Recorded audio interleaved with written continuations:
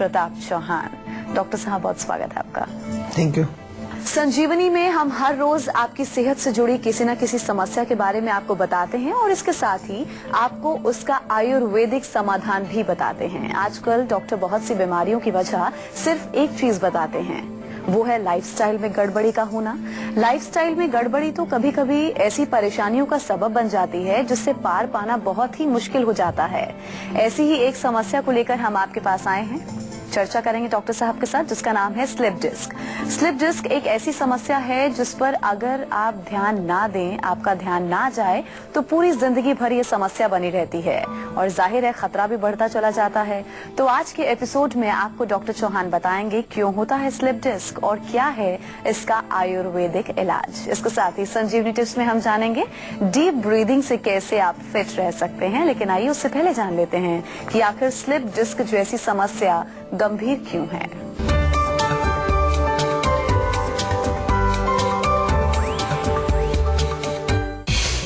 कमर में रहता है दर्द, गर्दन में रहती है अकड़न, हाथ पैर हो जाते हैं सुन्न, शरीर में होती है सुइयों से चुभन, कहीं ये स्लिप डिस्क तो नहीं?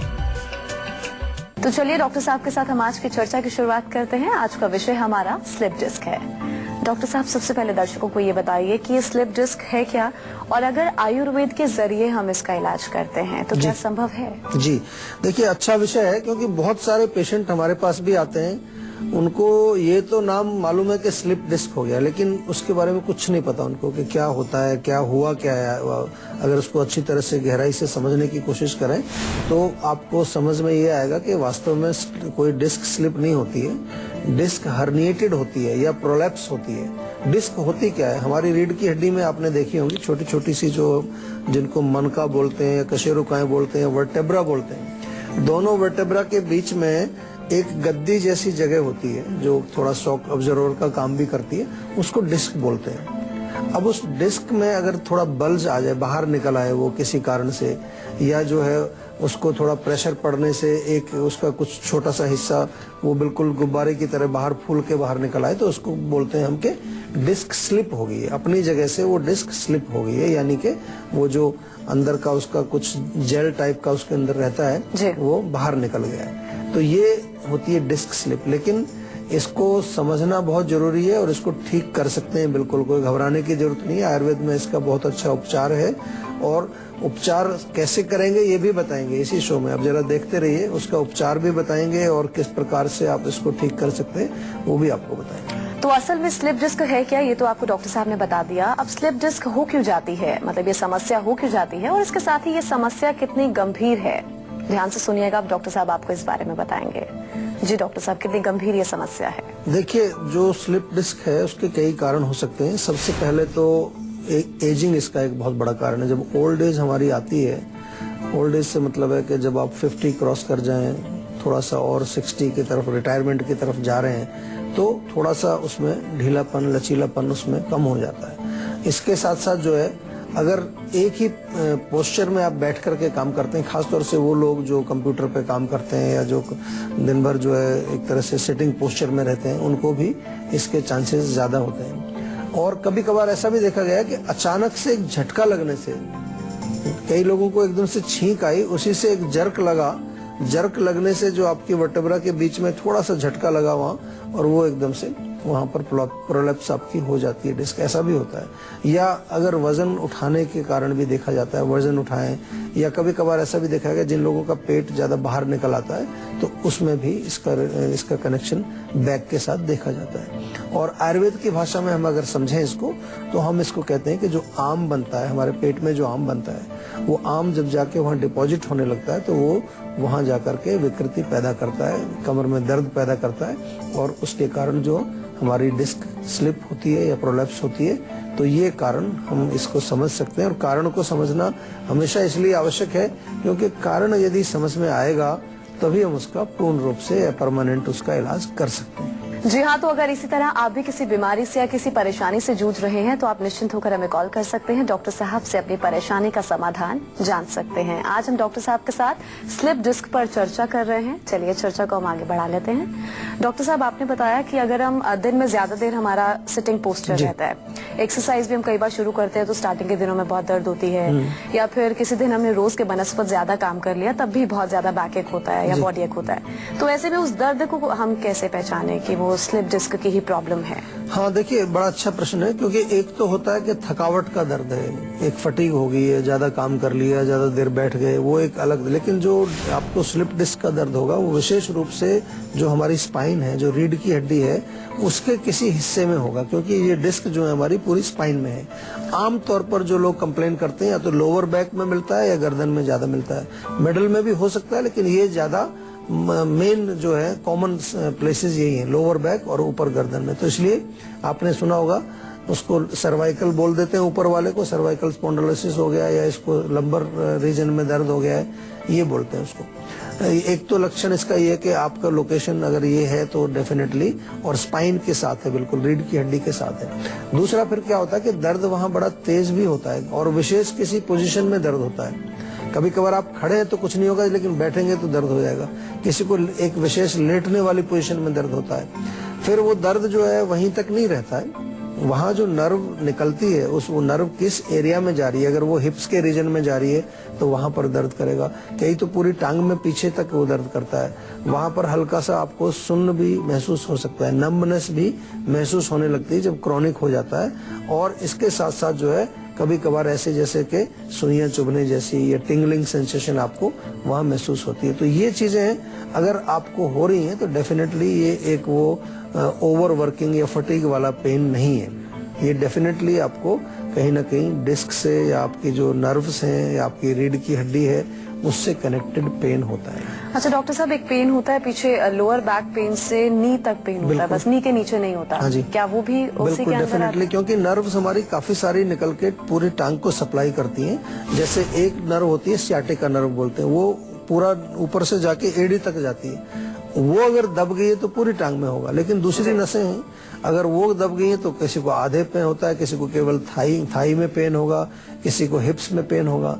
तो लेकिन इसका कनेक्शन जो है ये जरूर आपको समझना है कि इसका कनेक्शन कहाँ से है, लोअर बैक से है। इसलिए आप अगर कभी इन्वेस्टिगेशन भी कराने जाते हैं, एमआरआई कराते हैं, एक्सरे कराते हैं, तो डॉक्टर लोग आपको बताएंगे कि कौन से वर्टेब्रा में प्रॉब्लम है। आपने सुना होगा कभी कभार वो बोलेंगे वो L4 L5 यानी कि लंबर 4 लंबर 5 वर्टेब्रा, 5 वर्टेब्रा जो होती है वहाँ पर, या S कहेंगे तो सैक्रल रीजन में जो है। इसी तरह से C7 C6 C5 ऐसा, ये हमारी जो है सर्वाइकल वर्टेब्रा। तो अलग अलग हिस्से में उनको बांटा हुआ है और उसके हिसाब से उनका नामकरण किया जाता है। लेकिन आपको मूल चीज समझनी है। मूल क्या समझनी है कि वहां मैं किस प्रकार से उस एरिया को रिलैक्स करूं, जो टाइटनेस वहां है, स्टिफनेस जो आ गई है जिसके कारण से वो प्रॉब्लम हो रही है, तो वो लूज करना, उसको बहुत फर्क पड़ता है उससे। आम आयुर्वेद की भाषा में कहें तो आम का पाचन करना है और वात का शमन करना है, क्योंकि वात वहां पर जो है ब्लॉक हो गई है। हमारे आयुर्वेद की भाषा में इस प्रकार से मानते हैं। चलिए अब बारी है आज की संजीवनी की, जिसमें डॉक्टर साहब से हम जानेंगे स्लिप डिस्क से बचने के आयुर्वेदिक नुस्खों के बारे में।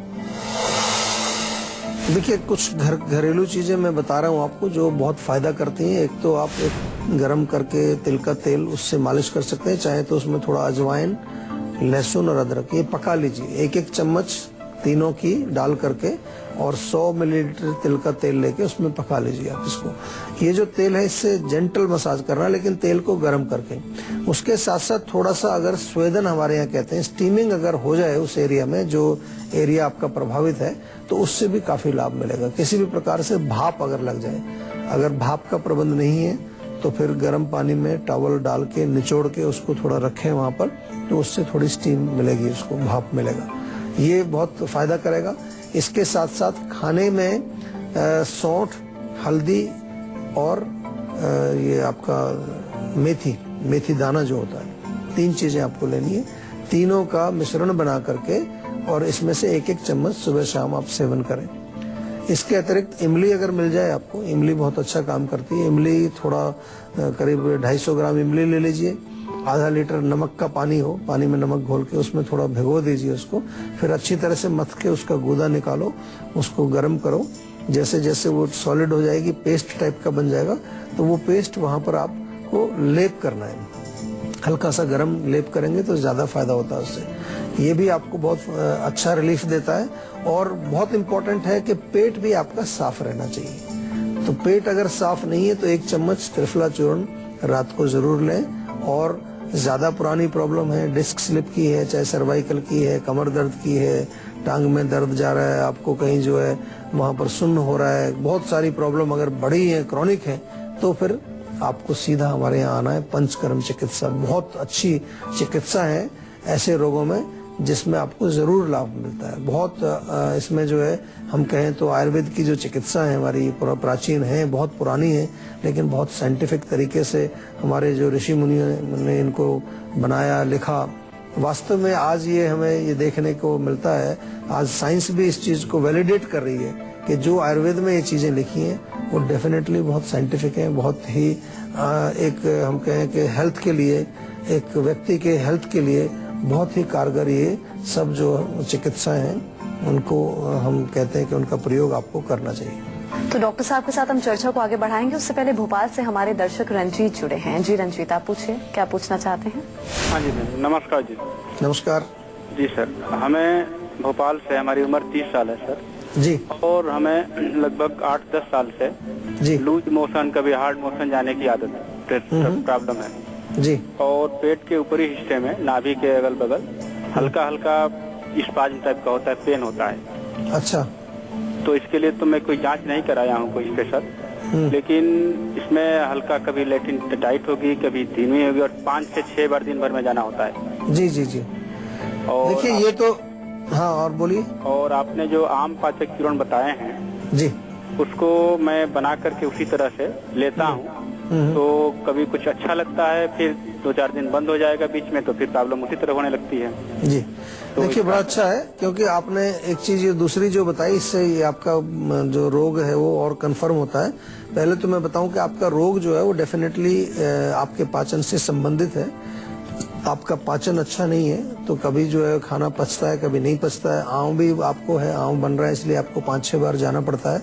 और आम पाचक चूर्ण लेने से कुछ थोड़ा फर्क आपको लगा, लेकिन रोग आपका 8-10 साल पुराना है आपने कहा, तो रोग बहुत पुराना है। और इतना पुराना रोग केवल आम पाचक चूर्ण से ठीक नहीं होगा, इसमें आपको प्रॉपर चिकित्सा करनी पड़ेगी। लेकिन अच्छी खबर ये है आपके लिए कि ये रोग ठीक हो सकता है। और आप भोपाल में हैं, भोपाल में जीवा की क्लिनिक है, वहाँ बिल्कुल जाइए और इस रोग का इलाज शुरू कर दीजिए। इसके लिए औषधि आपको लेनी पड़ेगी।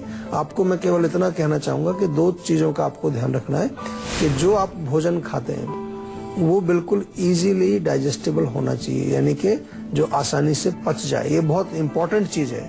कोई भी गरिष्ठ भोजन आपको करना नहीं है। वो अब जब हम हमारी क्लिनिक पे जाएंगे तो आपको डाइट चार्ट भी बना के देंगे, वो क्या खाना है क्या नहीं खाना है। दूसरी चीज जो है, आपको थोड़ा सा मेंटल लेवल पर भी काम करना पड़ेगा। बहुत सारे पेशेंट जब क्रॉनिक हो जाते हैं तो उनका थोड़ा सा स्वभाव भी चिड़चिड़ा हो जाता है, कई बार थोड़ा सा मन में भी एक नेगेटिविटी आ जाती है, या एक उत्साह की कमी होती है। आपको लगता है कि अब इतना पुराना रोग हो गया, अब तो ठीक ही नहीं होगा, अब तो ऐसे ही चलेगा। डॉक्टर लोग भी कई बार आप इलाज भी कराते हैं तो कहते हैं यार तो इतना इलाज कर लिया, ठीक ही नहीं हो रहा है। तो आपको कहीं ना कहीं एक नेगेटिव आपके दिमाग में बैठ जाता है। लेकिन मैं आपको कह रहा हूँ कि ये रोग बिल्कुल ठीक हो सकता है आपका, कोई घबराने की बात नहीं। लेकिन करना क्या है, खाने पर आपको जो विशेष परहेज करना है, जो आपको डाइट चार्ट बताया जाएगा। साथ में आपको ये माइंड को रिलैक्स रखना है, और औषधियाँ, आयुर्वेदिक औषधियाँ जो मिलेंगी आपको, उनको नियमित रूप से सेवन करना है। और कम से कम इसमें 8-10 महीने भी लगे, 1 साल भी लगे तो कोई चिंता मत करना। कई लोग 2-3 महीने में बड़े उतावले हो जाते हैं। 10 साल का रोग है तो 3 महीने में, ऐसा नहीं कि 3 महीने में ठीक हो जाएगा, लेकिन हाँ 3-4 महीने में आपको फर्क जरूर दिखेगा, काफी इंप्रूवमेंट दिखेगा। लेकिन पूरा जड़ से ठीक करने के लिए टाइम लगेगा इसमें। अगर आप भी हेल्थ से जुड़ी अपनी समस्याओं का समाधान चाहते हैं तो आप इस नंबर पर कॉल कर 0129-4040-404 पर अपना नंबर रजिस्टर कराएं। उसके बाद डॉक्टर चौहान के पैनल के डॉक्टर आपको खुद फोन कर आपकी सेहत से जुड़ी समस्याओं को सुलझाएंगे। और इसी के साथ यहाँ हम रुकेंगे एक ब्रेक के लिए, और ब्रेक के बाद बारी है संजीवनी टिप्स की, जिसमें डॉक्टर साहब से हम जानेंगे डीप ब्रीदिंग से आप कैसे फिट बने रह सकते हैं। एक छोटे से ब्रेक के बाद